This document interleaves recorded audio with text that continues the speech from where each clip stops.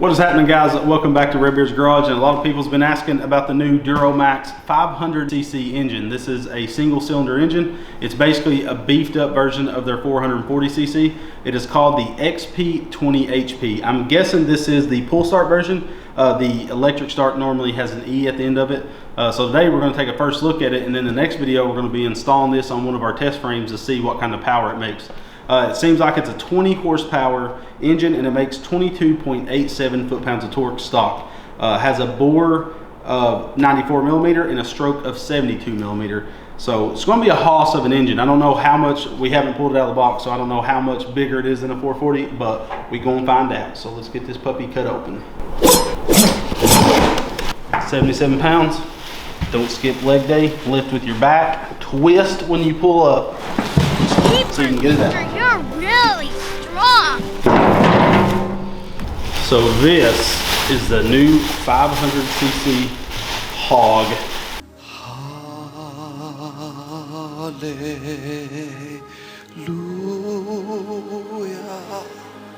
And the block, just looking at it, looks like a normal 440 size engine, which is going to be awesome if this is the same platform, because a 440 block is a little bit bigger than a 420. The bolt spacing is a little wider, so the block's a little wider. It's got an interesting air filter that we're going to take apart in a minute to see what this is about, this canister style. I have no clue, never seen that. Comes with your normal spark plug tool, of course all the paperwork, and then a funnel for oil. Is that inappropriate? Inappropriate? Probably. De-appropriate? Re-appropriate? Re-appropriate. Exhaust port looks like a hog, but I've been messing with small blocks for so long, I forget how much beefier a big block is. But you can see it looks like the same platform. It is a 3, 6, 9 bolt side cover, which is beefy. It's got bolts everywhere. This is the pull start version, so no electric start on this. We will be getting electric start and doing some stuff with it. There's going to be no parts for this right now because it is a fresh, brand new engine. But we're going to pull the valve cover also, look at the valve train. It looks like a Hemi style head, but there's no tellings. It's real interesting though. It looks like the block has a lot of webbing and stuff on it. Should be a pretty strong big block. So on V-twins you have a carburetor just like this, but it's a dual barrel carb, and it has a shutoff valve. So what this does is when this receives 12 volts, it pulls a little plunger down inside there to let fuel flow through the main jet. So this is the first engine I've seen, like you normally don't want this in a go-kart. Well, you could. It's a little safer. But so basically when you shut power off, this stops receiving power, and then that pin goes up and blocks all fuel. That helps to keep from backfiring and stuff when you shut off engines, because some of these engines are bad about it once they run a while and get a lot of heat in them. So it does have that. Another thing is, just saw something. What was I going to say? Do you know? No. I don't know. So that means this is a pull start engine, but it has charging coils. So you could replenish a battery from headlights and stuff. The charging coils that come on these engines aren't like high output, so you can't run multiple lights, electric start and everything. It's basically just going to trickle charge your battery in a sense. So let's pull off this. I'm really interested in this air filter. What is the deal with this? Why would you have this? So this is the air intake for the airbox. So they have like these little cutouts that receive air, and then little holes in the bottom. Never seen, I don't know what the deal is with that, but that's all those are. It's just the air intake. So maybe Duromax has a reasoning, the engine manufacturer has a reasoning for doing that setup, but it's triple intake portals. So let's pull the valve cover off. Let's see that valve train. Because I would think this is a Hemi setup, and a lot of Hemi engines have flat top pistons in them. We're not going to see that in today's video, and this is in fact a Hemi setup. Pull this off. So Hemis, you can normally tell it's a hemispheric engine by the cast valve cover. Even on the 212s, that's the way it is. So this does have a nice cast valve cover with a baffle setup. This is going to keep less oil from coming out your vent on your valve cover. So this has a check valve built into it, so it only lets air out and not in, and that is important on any engine, and all these engines have a check valve, but I like the cast valve cover better. But the reason you want a check valve, like if you run a billet valve cover, you want to put a check valve inline because you don't want to be sucking air in on the compression stroke, because then there's always blow by on engines, and that's where the gases leak past the rings. It's always going to happen even in a brand new engine. But the problem you get is the blow by is adding pressure. Then if you're sucking in air when your piston's going up in the compression stroke, then you're going to get even more air in the engine, and then you can't expel all that air pressure out this port because you're taking in and creating more than you can expel. So then you're going to get gaskets leaking and stuff. So always run a check valve if you're not running a factory valve cover. That was kind of pointless for this engine, but you know, it is what it is. The more you know. The more you know, the more you know, and then you know it. Has a really nice valve train. I've always liked Hemi styles better because they're super simple. Like if you wanted to pull this head off, you don't have to readjust the valves. You would basically take out this 8 mil in the center, push the pins towards the center, and then pull these rockers. No adjustment is needed to put it back together. Duromax has been putting rod bearings on their rods. Like their 440s in their new engines have a factory rod bearing. So that's huge, because if an aftermarket company wants to make a billet rod, now they don't have to search and find a rod bearing. They can buy stock rod bearings from Duromax, and they can just make a replacement billet rod, which is massive. One thing I want to note, Duromax has started upping their quality of stuff. So they give you some stickers. I slapped one on the gas tank. This one wasn't on there originally. But they give you 2 manuals, a user manual and a service manual. This is the handiest. I keep manuals for every engine that we've ever gotten. So not only do you get 2 manuals, but it's full color. That's huge. Most of them are cheap. But when you go in the back right here, instead of having an exploded view, it gives you each individual section broke down with part numbers. That is real nice. And why I don't think it has a rod bearing is because it's not showing rod bearings as a secondary part number. But you get a full exploded view for the carburetor.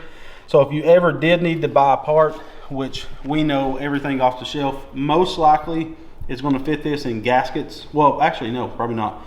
I don't know. But you can just order what you need from Duromax. I think they've been starting to keep stuff in stock, but hopefully they'll get better at that so you can get these head gaskets that no one's going to have. So we'll pull the muffler, the airbox, then we'll pull the head off, and we won't break it down no further than that.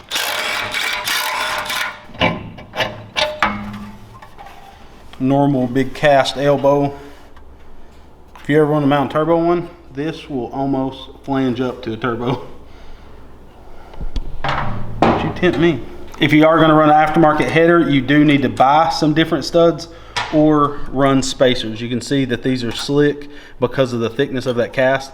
So just to let you guys know, you would have to do that. It looks like we're going to have to take off the throttle mechanism to get the head off, like the throttle plate. This is also the vent to blow the air from the flywheel across the head to keep the head cool. If you remove this, then the air is just going to fly out and you're not going to get ultimate cooling of the head. The airbox, we got a 10 up here. That's a support bolt. Got the 2 on the front.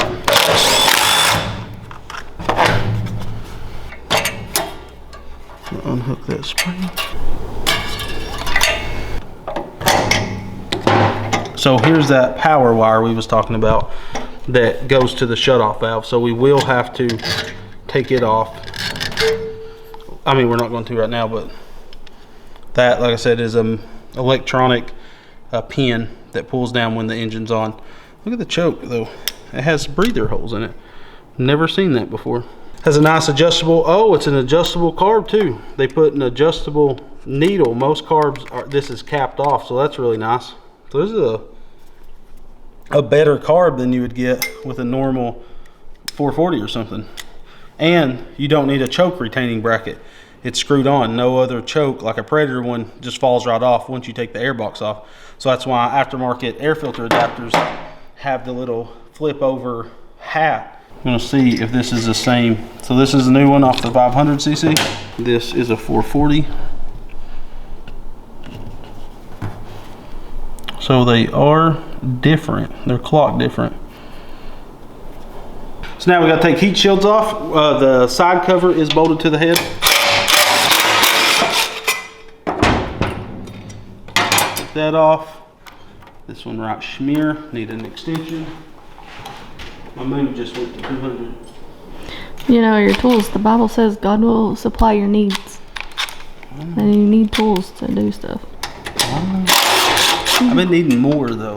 He said, you have a lot of needs, Gregory. And I said, God, you're my friend. Thank you. And he said, don't you patronize me. I said, sorry. This is not found in You cannot find that in First Engine Builders chapter 3. I really like how this encases everything. So like I said, in the center, you got an 8. Pull that out, and you got these extra long boy pins. Pull that out. Oh, they got holes in the block for those. That is freaking sweet. So the pins slide through the rocker pedestal and into the head. I've never seen that before. Duromax, you crazy dog. All right, I'm gonna pull these lash caps off so we don't lose them. And they got aluminum push rods with oil holes. So this will help let oil go in them. Are these super strong? Not for higher RPMs, but they're decent. Like, I wouldn't take the governor out and leave these. Definitely do chromoly if you're doing anything, but for stock, they're fine. Will the Milwaukee do it?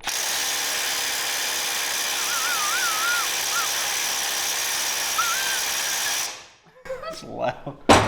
This Milwaukee. Get them modified. That's too much.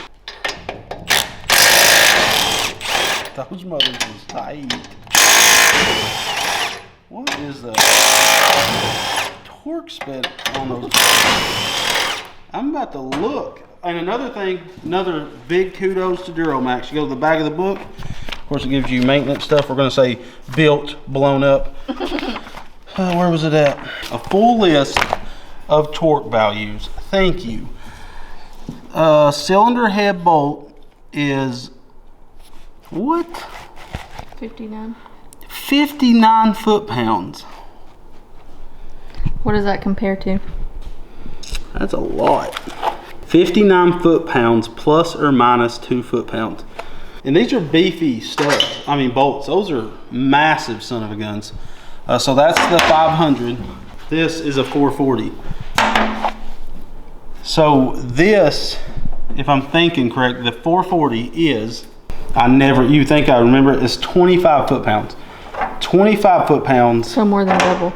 Almost 60 foot-pounds. Double the torque and double the size bolt. That's pretty crazy. Supercharger, baby. Oh. Duromax wasn't sleeping on this hog. Look at that intake valve. Intake, exhaust. Why is exhaust, Becca, smaller than intake? It's letting out less than it's taking in. I don't know. Why would it be letting out less than it's taking in?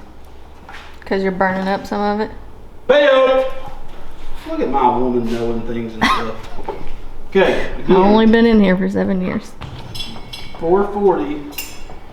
I'm in the middle of building a customer engine right now.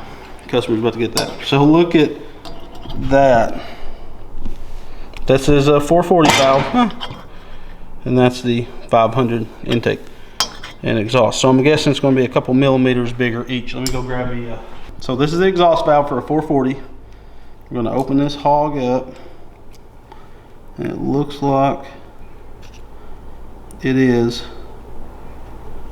It's a 31 millimeter. That seems off, but 31 millimeter exhaust for the 440. 35. So 4 millimeter bigger exhaust is 41, and we're at 36. So 5 millimeter bigger on intake, 4 millimeter bigger on exhaust. That's a big gain. That's Big Daddy. I mean, it's a bigger engine, but you know. No flat top piston. I was wrong. Dished. But I was correct. It's not dished much. And the pop-up seems... Don't you drop those, Gregory. Oh, it's going to rip that gasket. I don't want to take it apart any further. Easy does it. No, okay, I'm not doing it. Okay. It's in the hole a little bit. I can't test because I don't want to rip this. But it's in the hole a very slight amount. So what you can do with the dish piston is you can take it to a machine shop if you had a longer rod. I wouldn't do this unless you have a longer rod. But let's say this thing is 0 in the hole on this outside edge, on the taller edge. Let's say this is, we're just gonna throw random, 20 thousandths of a dish. You could have the machine shop mill this whole lip off, meaning you just milled 20 thousandths off your piston height. So you could have a 20 thousandths longer rod, and you could get a flat top piston at deck, like decked, 0 deck. So when it's at its highest, top dead center, it's flat across that head. That's why if you ever see the 100 thousandths longer rod that ARC makes, that's what they make it for, is getting a flat top piston, taking the dish piston out, then you should be in the hole. Sometimes you got to machine the piston. We're gonna break all this stuff down in the Road to Horsepower and other engine related videos. But really like this engine. All right, so we have the Duromax sitting on its side. We got everything put back together. So we're gonna pull the side cover off if the gasket isn't gonna rip, because we still have a perfectly good engine. And I would like to run this in the next week or so on one of our chassis. So let's take these out, and they are bigger side cover bolts as well. Normally they use a 10 mil socket, and these look like 12 or 13. Is it 13? It is. So 13 mils.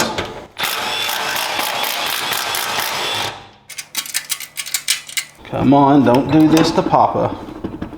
Oh, did not rip. So we are good. Okay, normal governor on the side. On big blocks, they're always on the side cover. So that's your normal side cover. I'm trying to see if I notice any emblems. So sometimes the side cover has emblems, so you can see what company they was made in, like what factory. So it doesn't look like we have a rod bearing, which I wasn't thinking because of the paperwork. No insert rod bearing on the 500cc. Everything looks normal. You do have a metal cam gear. That's big because a lot of these big blocks or small blocks, you normally don't see it in big blocks, but sometimes companies cheap out and put plastic cam gears, and that's for noise, and it's really dumb. But I will show you that they do go ahead and pre-cut out that windage tray in the back. So it looks like if there was a billet rod that fit this, it wouldn't interfere. So like I said, there's that metal cam gear, normal oil sensor. Then if we look down in here, if I can show you, that windage tray is pre-notched behind the crankshaft. So yeah, balance shaft, the normal stuff that you would see in one of these engines. But it is braced here, like has a lot of webbing. That strengthens the block. This webbing up here strengthens the block. This is all casted in, and of course that's where the starter would be. And you can install a starter in these even though it don't have it. If you pull the flywheel cover off, the fan shroud or whatever, you can actually knock that aluminum. It's normally thinner right there than it is around the edge. So it's like not casted as a whole, but you can normally add one if you buy just a starter. And a GX390 starter should bolt on. Well, I know it does on the 440, but I don't know about this one. Righty guys, so that is the 500cc engine from Duromax. I think this is going to be a good option for anybody that's looking at a big block. I thought the block and footprint would be bigger than a 420 or a 440, and it looks to be on the same platform size as a 440. Now, like I said, a 440 does have a little bit longer block than a 420. We ran into that issue when we put the big block on the Monster Moto chassis. But we're going to do a tear down later where we check the rod, see if there's, it's the same journal size as a 440, because a 440 does use a GX390 rod, same length as a stock GX390, or you can do longer rods and get the piston machine, stuff like that to it. So I want to see if there's an aftermarket piston for this, because basically a 440 is a bored out 420. So it's like you bought a 420 and did a little bore job on it to get that extra cc's. Where this 500 is even further than that. It's bored out even further, and it has a longer stroke, and that's how they're getting 500 cc's. It also has a big jump in valve size. So what that is going to allow you to do is run up to about a 40 millimeter carburetor. We normally run a 34 millimeter Mikuni on a 440, and that's a good match size, but you could run upwards of like 38 millimeter. I wouldn't go past probably around 40 on this engine. But we'll test stuff like exhaust. Is the exhaust flange the same as a 440, intake flange, and things like that in an upcoming video. And we're going to be installing the electric start version of this on our Blueberry chassis, We've used that to test a bunch in the past, so we're going to use it as our testing platform to move forward. So let us know in the comment section, would this be an engine you're interested in? They're claiming it's only 22 foot-pounds of torque, which I think that may be a typo. I'm going to ask Duromax about that because their 440 claims, I think, 26 foot-pounds of torque. And unfortunately, we can't run this on the dyno yet because our dyno is having issues with the torque of a big block. These dynos wasn't really meant for a big block because they produce a lot of torque down low and we're getting a lot of chain skipping. So what we had done was build a beefier engine plate for the dyno to get around the rails that came on it was flexing. Now we fixed that issue. Now the actual frame of the dyno is flexing. So we got to beef up the dyno, which is unfortunate. I don't see why this thing isn't built to handle more power than it does. But we will be dynoing stuff like this and doing a road the horsepower on 420cc's and 440cc's engines. So stay tuned. So would you buy this for your go-kart or mini bike? Let us know in the comment section below. If you want to see us do anything in particular with this engine, let us know. It's crazy about the head torque and the head bolt size. Everything is scaled up on this engine, but it's in the same package size is what I like about it. So I'm really excited. I think it's going to be a really good engine for future builds. So make sure to comment, like, and subscribe, and make sure to check out the links where you can find this engine in the video description. Thank you guys so much for watching and supporting us. We'll see you on the next one. We love you and God bless.